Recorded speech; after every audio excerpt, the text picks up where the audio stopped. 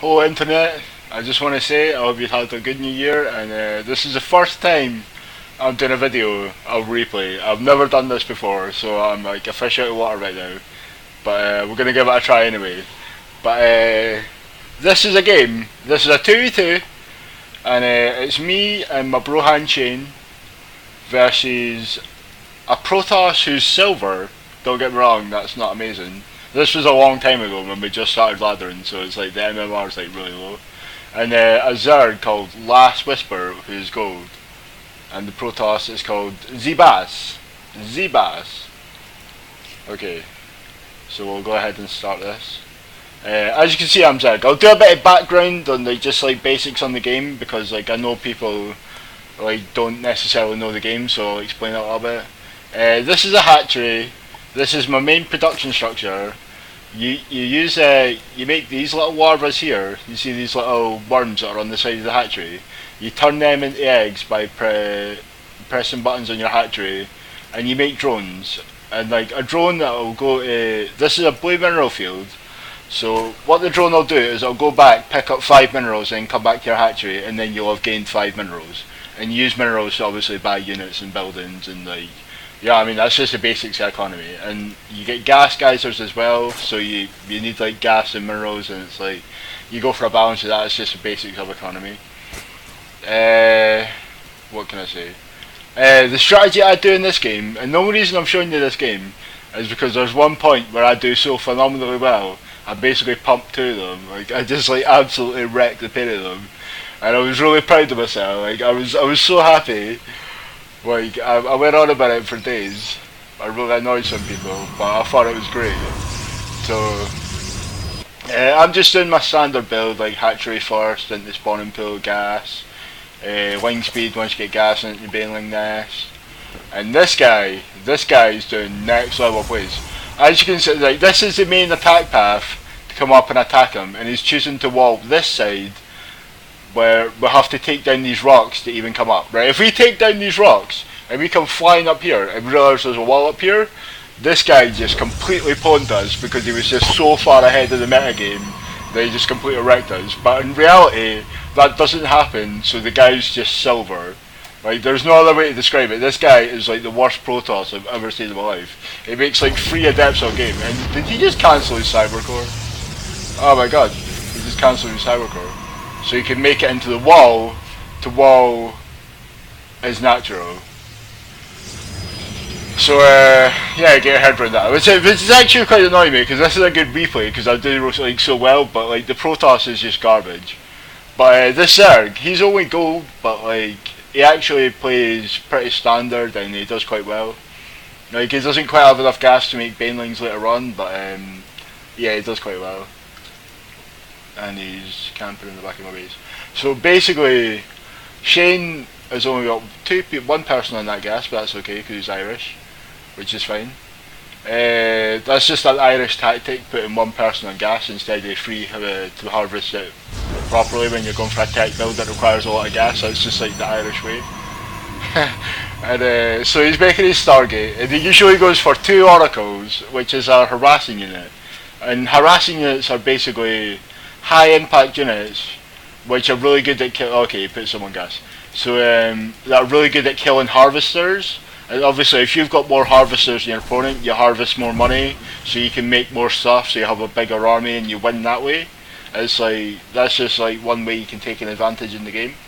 But I'm going for like a hammer fist blow. I'm making, like, here come my Zerglings. These are my Zerglings, my boys. So I've got 10 lings, so I'm going to have a wee look at the Protoss. And I'll just go on about the strategy that's happened. Like, even though I've expanded, and for some reason so is Shane. I don't know why he's expanding. But I can expand because I don't have to make these structures, like gateways and stuff, because that's how Protosses make their units, by making gateways and stuff like robotic facilities, and they build units from their structures. Whereas I pay once to make the tech structure, and then I build everything from a hatchery. And this is a queen that injects a hatchery. So basically the essence of playing this game, and I'll show you this in a second once it gets past the good bit, But the essence of playing this game is like spawning larvae on your hatchery every 30 seconds. So every 30 seconds I'll be like attacking like way down here, like with my lings. I'll be looking at my lings, and then I'll press 4-4, which will make me jump to my main hatchery or one of my main queens, and then I'll inject the hatchery, press 5-5, inject this hatchery, and then press 1-1 again and jump back to my army. So I do that every 30 seconds to make sure I'm spawning larvae, so I can keep up with unit production and spend my money. Otherwise, you end up with a lot of money, and obviously you've not got very many units. So it's just the basics of macro. So like the game is like macroing your units, like building your units, tech choices and everything, and all the strategy, and that. And then there's just like pure microing your units. And the reason I'm showing you this replay is because I micro my units like an absolute boss, like absolutely shaft to them. It's absolutely amazing. So I'll show you it for my view. So I come up here. I'm like, what's he got? Okay, my view, there we go. So I surround the zealot goes down right away. So I start working on the adept, and the adept's like kiting me. But then he comes up, and look how he's got so many more lines than me. Wham! Adept goes down. That guy got it the worst. But he's chasing me, but I've got a speed advantage, because my speed finished before him. But I definitely can't engage him, because he's just got more lines than me. So I just keep scouting around and running in, and just not engaging him and getting him to chase me, because if he were to run all his lings to my main, I wouldn't be able to hold it. So I'm just like using my mobility to like basically run them round in roses. So now here comes the moment. Okay, so let's like analyze this for a second. This is a bainling nest. It allows me to turn these lings that I'm spawning from my hatchery. It allows me to turn them into a bainling, and I'm making like 12 bainlings right now. And what a bainling will do is it'll get within melee range of enemy or something, and then it'll just explode and do like massive damage to light units. Like units are considered armoured or light, so you do massive damage to light units. So these lings are all considered light. Say this bainling was to go off, all these lings would die to one bainling. So it's like really cost effective against lings, and that's just what bainlings are for, is like getting massive hits with bainlings and just like completely malking everybody. Am I following myself? I don't know. Okay, so I'm injecting my hatchery, that's good. So I'm just waiting for my bainlings to finish, and I'm going to go up the ramp and try and finish them off. So I get up, and he sees the bainling, so he runs away, and I see he's morphing bainlings, so let's slow this down. So I run away. What I do is I split off half the bainlings, so I leave these bainlings down here, and I'm still running away with my lings away from his bainlings. I get most of them, but not all of them. If any one of these free bainlings were to hit this ling pack, he would have like 12 lings left, and I'd probably clear them up with bainlings, but that would be the end of my attack, and it would be defended. And basically, like, I'll basically show you what's going on. Okay, so he doesn't have any drones, so he's all in as well. But you see how this Protoss has so many drones? Like, he's natural as well. He's got like an economic lead. Like, he's got no army because like his gateways aren't finished, and he's not like making anything. But yeah, he's got an economic advantage. So unless we like damage his economy or kill him, he's gonna have the advantage. Like, you know what I mean? So we're on a bit of a time limit.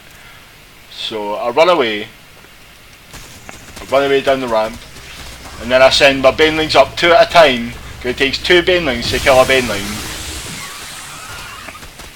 So he detonates a bainling, it doesn't quite kill it, and I kill all his lings. You see, this guy just got spanked. Like, seriously, baboons are going to look at his backside and be like, man, that's a bit red.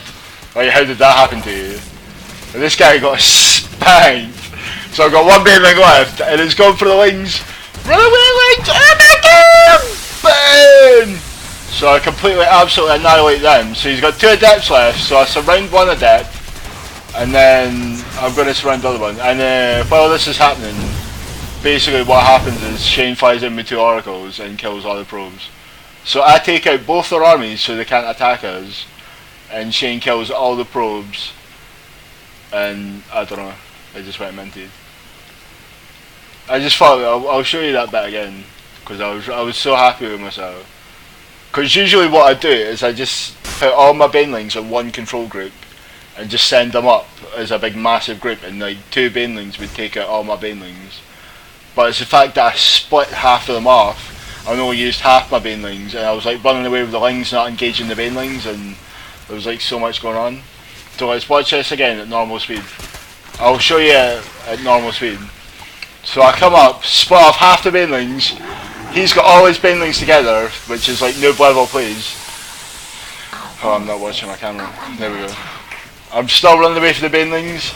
I send my bainlings up 2 at a time. Take out the rest of his bainlings, all his lings, and all he's got is like 2 adepts left against like 14 lings and a bainling. And I just like completely wreck them. 1 bainling left, he's got like 12 lings.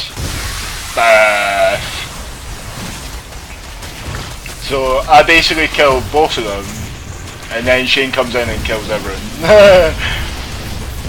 But I argue that since I'm killing these 2 pylons, like, because like these gateways, they're good for like summoning units and stuff, but they need a pylon here, and the pylon will have a circle around it, and it's only within that power field that if there's not a power field there, like there's not a pylon, then you can't use the gateways, they become depowered.